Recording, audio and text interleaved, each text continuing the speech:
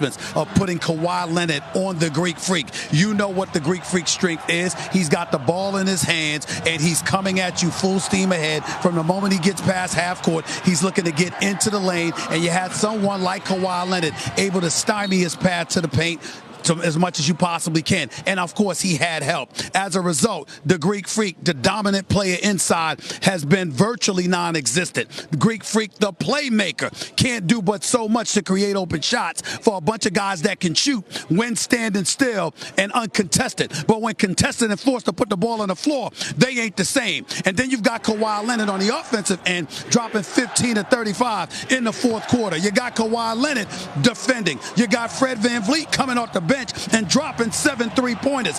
This is what the Toronto Raptors did. Their bench showed up.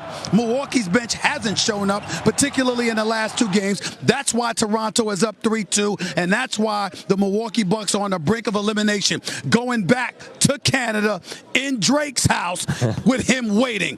It's a bad, bad time for the Milwaukee Bucks right now. It is that. And look, Toronto historically has been one thing, right? Closeout game at home, opportunities to seal the deal, but they've never had Kawhi Leonard. So for me, whatever Toronto's history was in an inability to close is null and void, because now they have Kawhi. And Charles said on TNT, and I agree, Toronto has to look at Game 6 like Game 7, because if they don't win there, the Bucks at home in Game 7 might be too much. What's your sense of what happens in Game 6? I agree.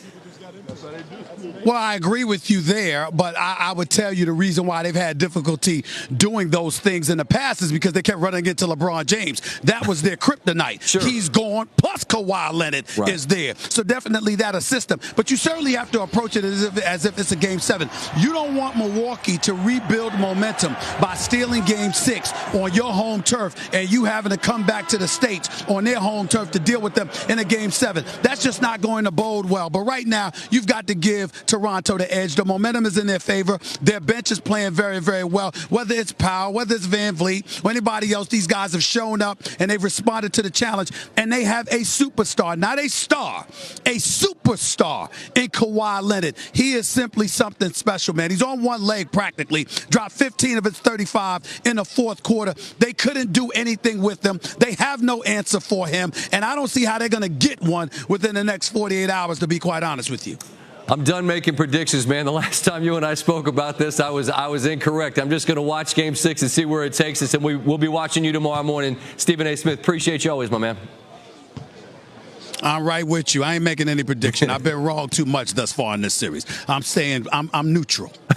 Like Switzerland. That's you. Stephen A. Smith. Stephen A. Switzerland, my man. SportsCenter on the Road is presented by Rocket Mortgage.